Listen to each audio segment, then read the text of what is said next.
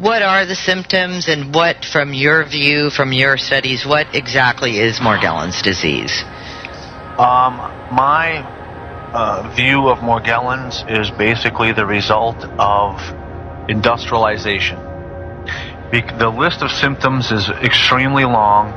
It's almost similar to like a fungal overload, pathogenic overload, and there's so many related symptoms. Some of the more prominent ones being the body actually growing these fibrils or hairs, the body producing artifacts of some kind, whether they're some people, I've even met a couple of people that are producing plant-like material growing out of their skin. There's actually these non-earthling type of insects being come out of their body. I mean, unbelievable stories that I would never have believed it unless I was standing in their house witnessing this. Hexagons. I mean, on our website, morgellonsresearchgroup.com, there's probably 1,000 pictures that you can see. They're real. It's unbelievable. It's like the science fiction channel come to life. Absolutely, I agree with you. You know, as well, but there are many components to this. Now, why do you think, why do you think that this is such a big cover-up? I mean, the Morgellons was reported 20-some-odd years ago. According to Dr. Caroline Carter, she says it shouldn't even be called Morgellons disease. It should be called GMOD, which would stand for Genetically Modified Organism Disease. What do you have to say about that? I am totally aligned with that. You are. Well, she is testing via hair samples. She's testing in the country of Cyprus. 8 out of 10 people, and doesn't matter the age group, by the way, little children all the way up to the elderly, 8 out of 10 are testing positive for Morgellons disease. What's going on? What's going on? That's a good question, because actually there's a lot of patented data that I have found, and people like to share when they find or declassified information that used to be classified. I have a report from 2004 that talked about the nano and micro technologies of unmanned, basically smart dust, which are smaller than microscopical particles, that some of the components of that smart dust are showing up in people's body, coming out through these little black specks and showing up in some of the fibers. And so you tell me what's going on. I think it's madness, but the body is responding by trying to push the stuff out through the skin or whatever, and it's affecting our genetic expression, it's affecting people's health, and it's horrifying, especially when you have this. But silver iodide and dry ice nuclei are Stone Age technologies compared to today's higher-tech particle payloads. The most amazing of these belong to a family of weather mod devices that are so small you might not see one, even if it was floating in your eye. Ranging from the ultra-tiny to the nearly invisible, these are the revolutionary micro-machines that will be the workhorses of any world weather control system. They're MEMS, micro-electromechanical sensors. It's January 7th on a Friday in Phoenix, and our skies are pretty blue today. Just a few weird looking cloud type things in the sky. So I thought I'd check for the particulates and fibers that might possibly be raining out of the sky after 2 days of a whiteout situation. We were chemtrailed to the high heavens the last few days, and I see things floating through the air everywhere, and we're out breathing them, thinking it's a clear blue day and the air is clean. There's all these things flying through the air.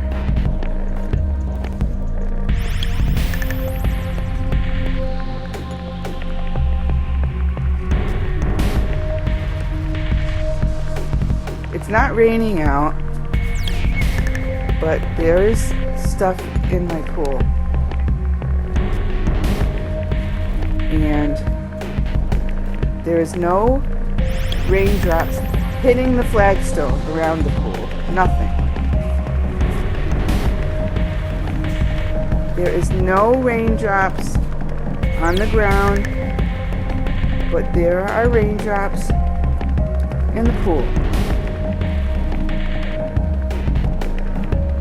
What? And there's shiny raindrops, and I'm on the telephone, so I'm sorry, but I had to get a picture of this.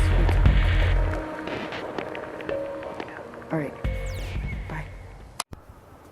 Okay guys, this is a weather report because it's been like 80 degrees here, really unseasonably warm. I'm at 8,000 feet in the Colorado Rocky Mountains, and I've been noticing weird snow when we do have a little, and this stuff takes the cake right now. I mean, it's like snow fiber. Look at this crap. I mean, you can see it. This is how it's falling. It's not like freezing once it hits the ground. It's falling like this. There's no snowflakes. They're like snow fibers or crystals or whatever. But they're not like... There's a couple of snowflakes I can see. I mean, you can see a couple maybe. But most of this crap is this fiberish looking disturbing stuff. And yeah, it's bizarre. Doesn't look right to me personally. So here's outside a little. You can see it's in this whole crap. It's made of it. Yeah. I can see it falling on my shirt this way. Look.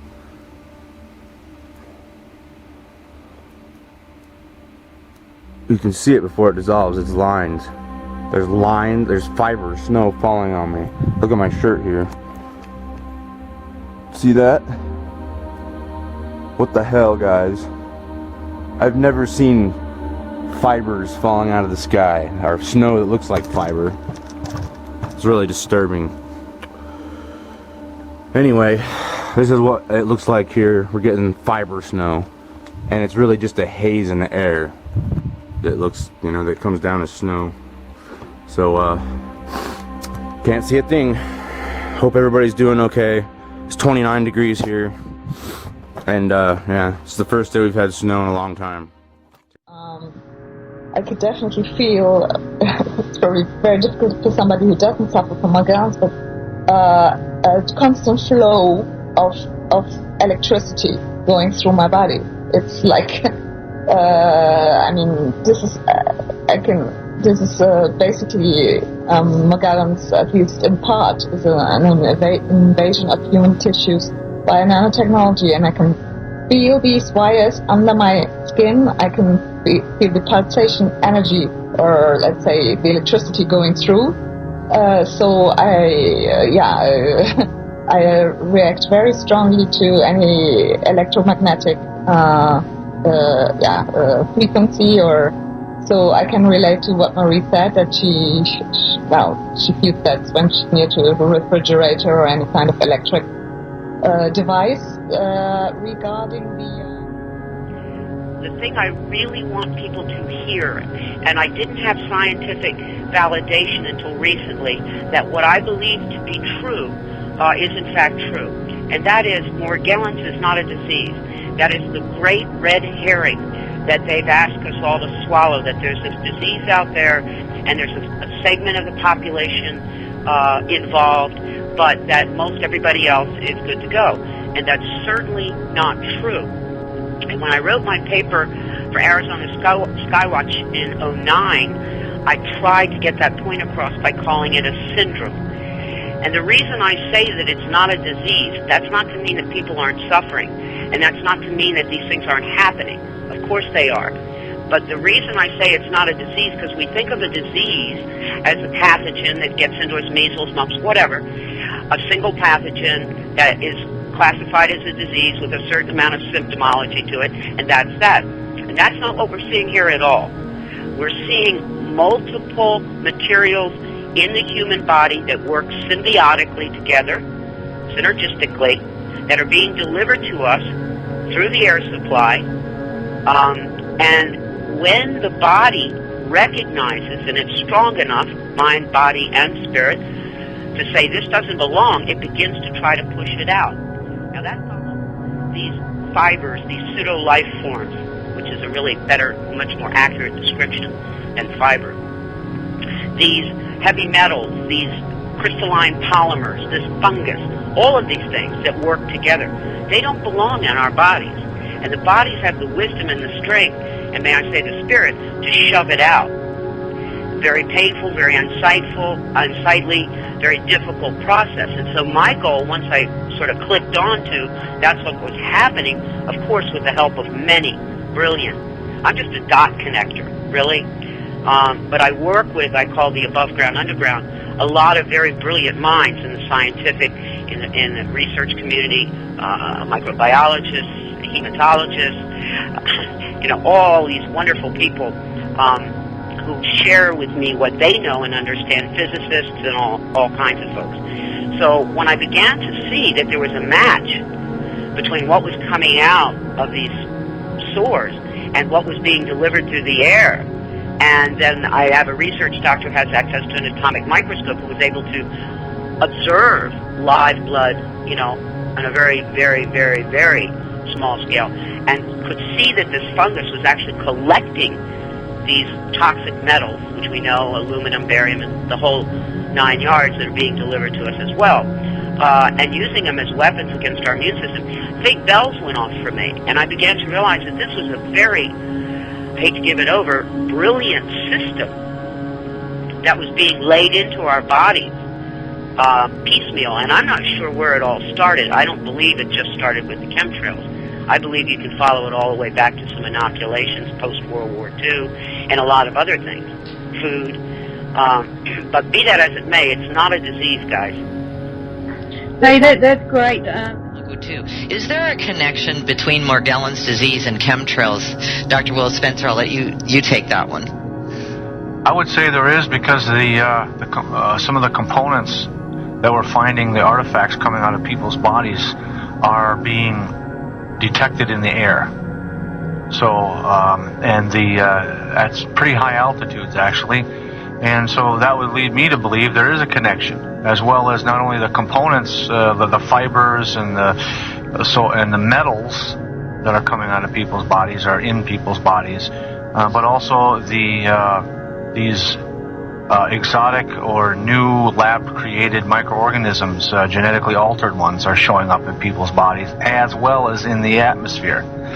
So, it would only lead me to believe that there is a direct connection. Right. For example, last week I had I have pain in my head every day, like headache, but this day was a different kind of headache, and I felt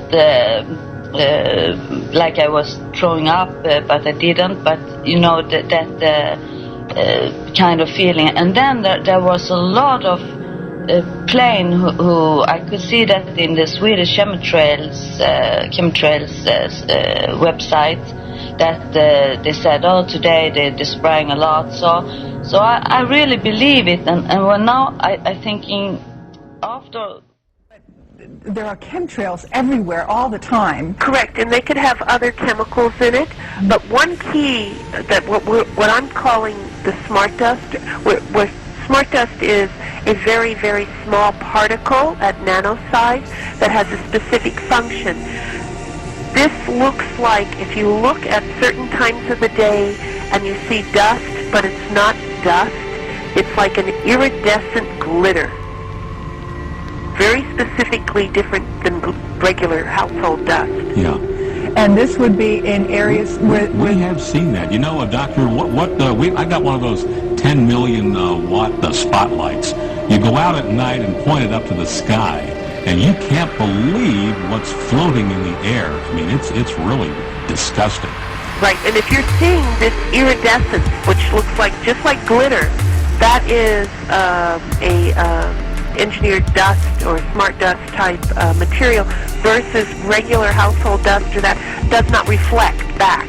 So here comes the conspiracy theory. If Morgellons or Morgellons is related to chemtrails and it's coming out of the spray from airplanes, is there some grand plan to get this stuff into human beings?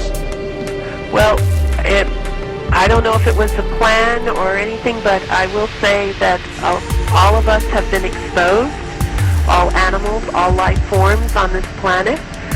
It's just a matter of what our genetic makeup is, what we have been chemically poisoned with as an industry, meaning working in industry versus living in certain polluted areas, that is allowing this to manifest more rapidly in individuals than ourselves. Because when everything happens to me, then there was so much dust in my home, and I didn't understand. I think, oh, it's my boys who from the socks or something, because the dust come all the time, and I was afraid of this dust in the air, and I think, of course, there is something mixed with everything, with food, with chemtrails.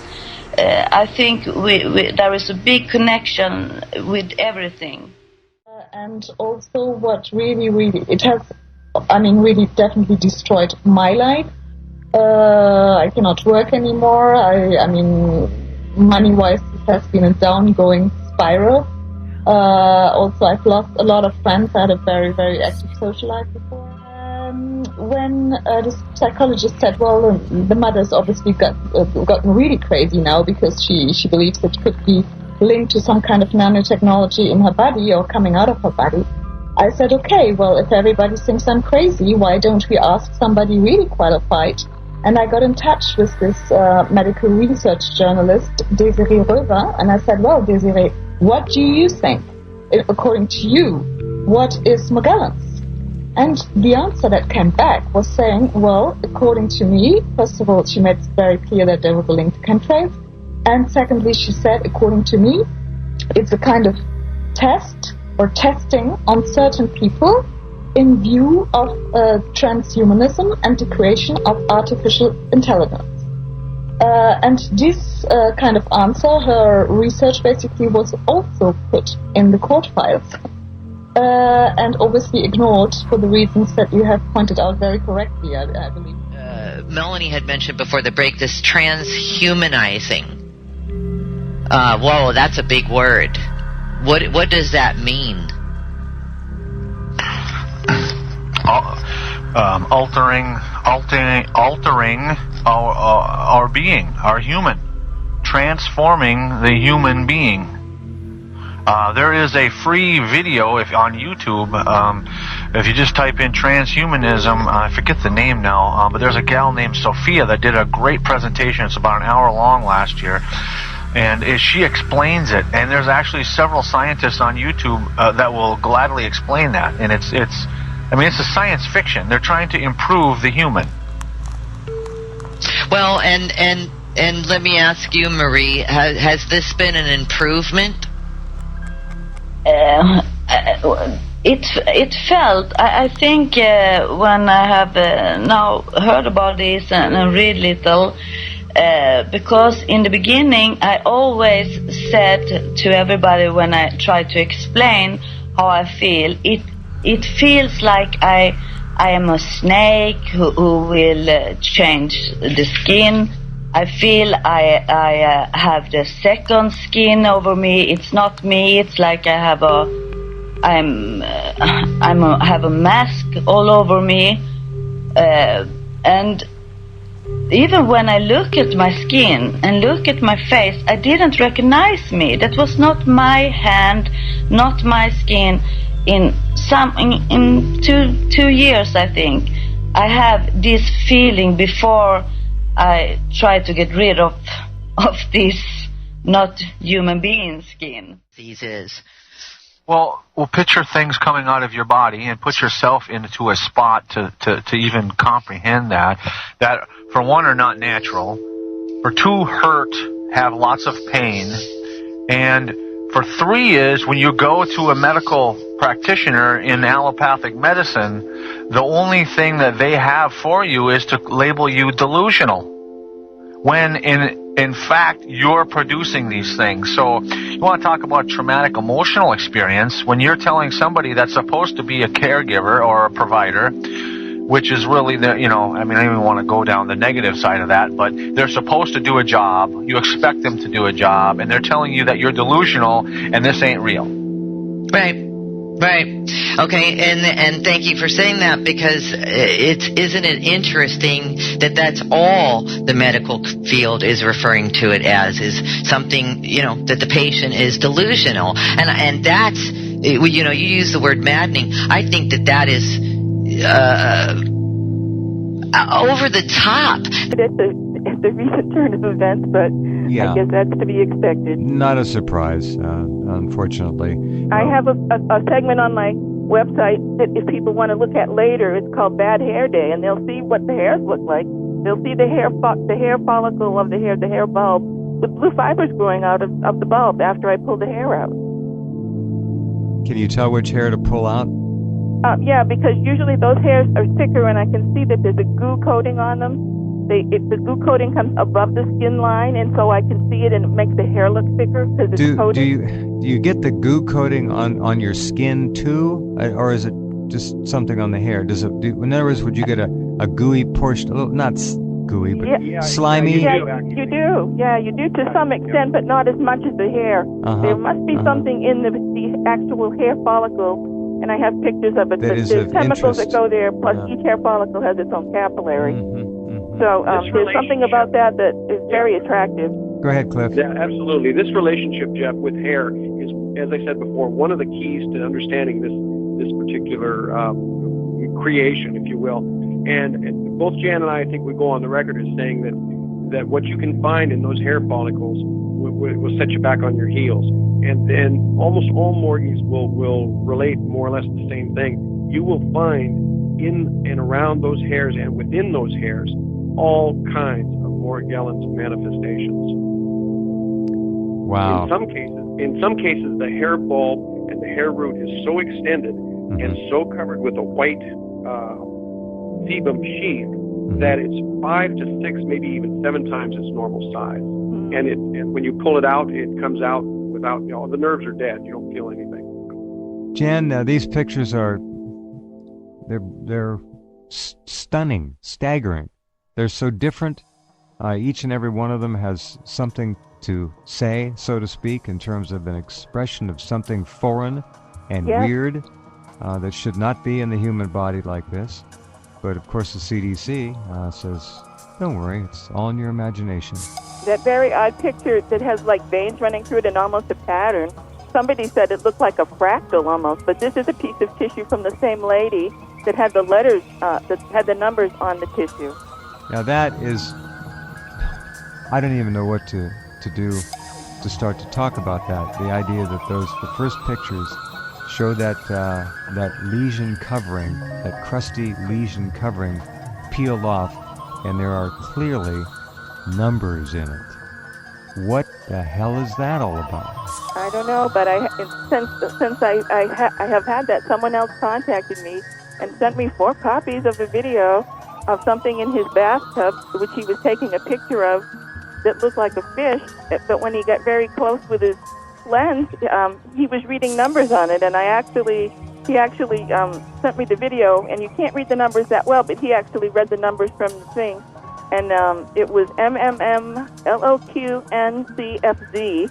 Then there was a 6-digit number that he wasn't sure of, and then it said 23 parentheses U-bot and RAM. 23 what, dear? One more time. It was 23, and there's one parenthesis that goes the other way, and it says U-bot and RAM. Y-U-B-O-T and RAM. Got it. That's pretty funky. This is such. See, that's why we've been covering this story with, thank goodness for Jan and Cliff, for years and years. This is such a huge issue. This is a gigantic story that no one will touch. Not anymore. Not up to the CDC dirt. because the mainstream media will now say, if they're pressured, well, it's already been taken care of. We don't have nothing else to do. One of the things I've noticed with the mainstream media is not only did they read the report from Kaiser, but they expounded upon it, and actually the way they were wording it almost seemed very disdainful of the people that have this disease. Oh, absolutely. I picked that up too. Yep.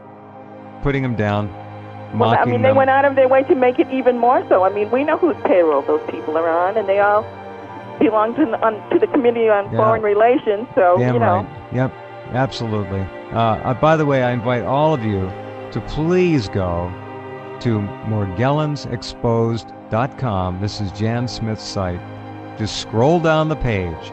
Look at the pictures. These are real. This is nothing that has been faked in any way, shape, or form for you newcomers. These are actual items that Jan has pulled out of her body and that I others have them on sent her. slides. If anybody wanted to ever take them to a real lab and test them, they could DNA them or do whatever they want. I have nothing to hide. We know that no lab is going to want to touch these. Basically, they'll lose their grant, they'll be kicked out, they'll be shut down. Who knows what will happen to them? True. Going down, there's a... Clear with that little image.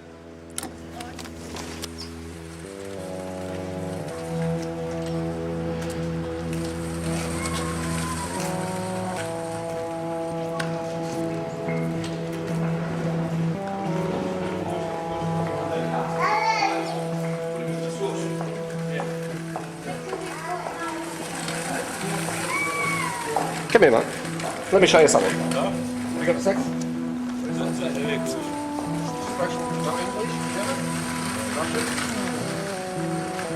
your hand in front of the sun and look at spider webs falling down. This is spider webs. Do you know a spider?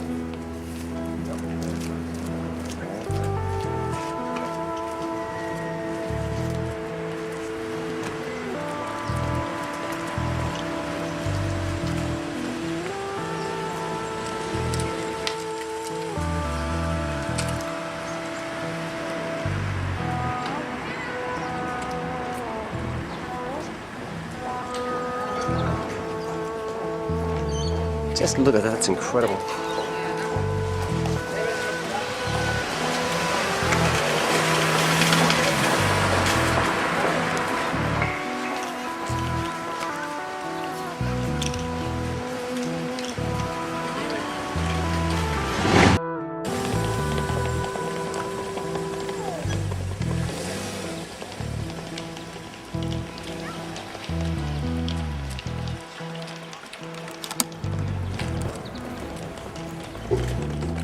Here we are at my usual spot.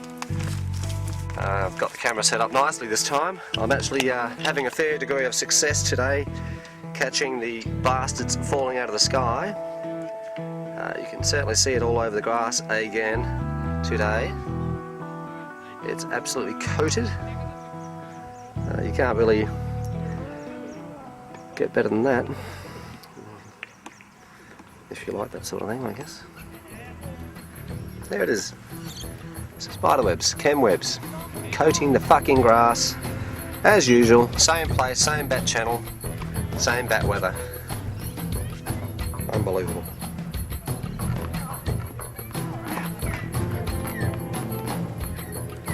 There you go, look at that. Look at those chem webs. I mean, they're enormous. Can you see them? Chem webs all over the grass, everywhere. Today is the July the 7th, 2012. Carlton did a fantastic job demolishing Collingwood last night, 12 goals 13 to 8 goals 14. Once again, fantastic effort, Carlton. And go West Coast. But look at the chem webs. Seriously, folks, this is unbelievable. This shit is everywhere. There's not a whisper of air blowing at the second, and you can see it all over the grass everywhere. You can see it wafting above the grass. I'll zoom in on it.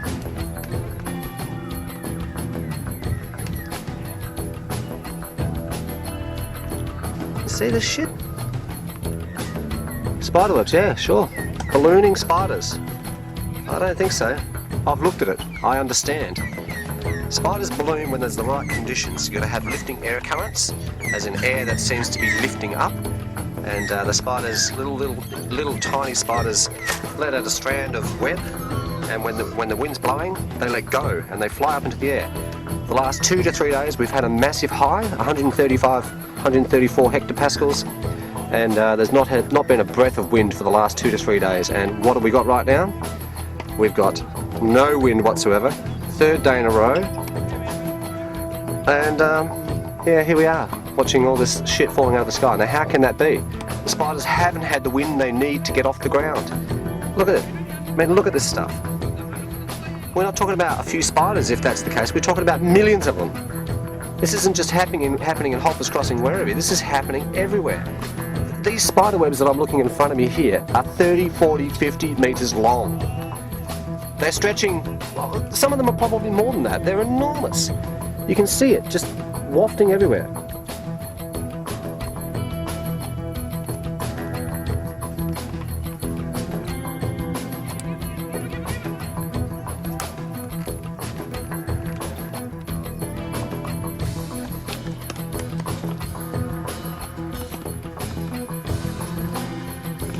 Look at it. I'm going to walk out there whilst the video is running, and you can see how big these spider webs are whilst I run out there.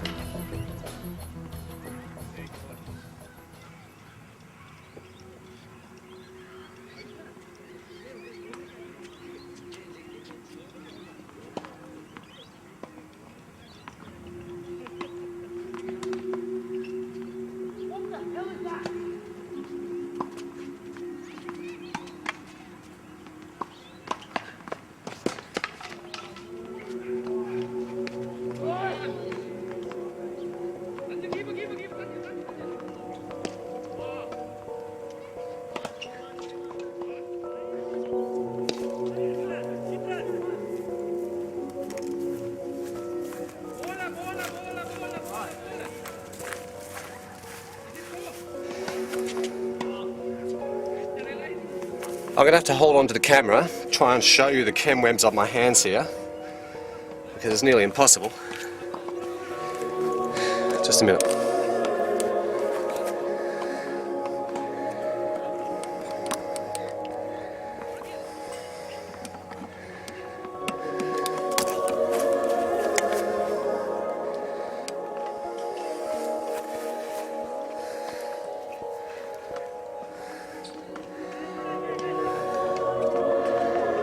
Can you see it? It's the finest of fine webs all over the bloody ground. And I mean, that is 40, 50 metres away that I ran, 60 metres maybe, and you can even see the path where I ran. Have a look. Okay, let me just get it set up again.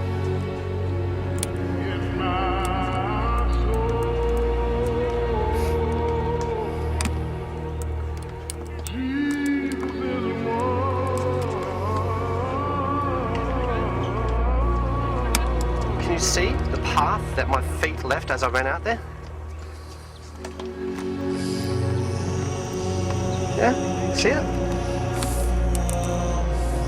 That line right in the middle of the screen where my feet ran through the grass and ripped up all the chem webs in that one spot. Look at it. That's me. That's where I ran through. Hey? This shit is falling every day. You can see it when the sun's out. You can see it when there's no wind blowing it around, so it's not wafting around. It's everywhere.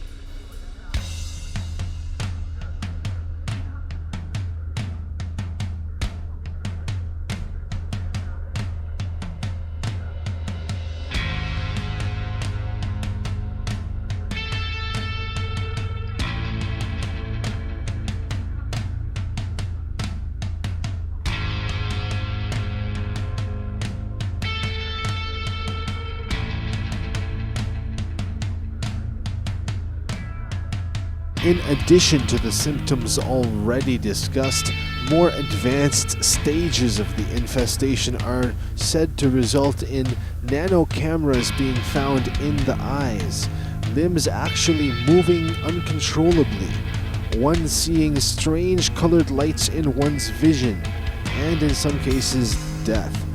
Frankly, as long as the different aspects of the transhumanist agenda continue to occur, and as long as the true culprits are not held responsible for their actions, there is only so much we can do to mitigate the harmful effects of the ongoing attack on our bodies and this earth. But that does not mean give up. Although the situation is overwhelming, we are not completely fucked. Stay tuned to Potent News for more information that will focus on what we can do to help our bodies rid this infestation as much as possible. For now, I will point you all in the direction of Gwen Scott, Will Spencer, and Ken Rolla. Each of these people have done some very inspiring work in this area.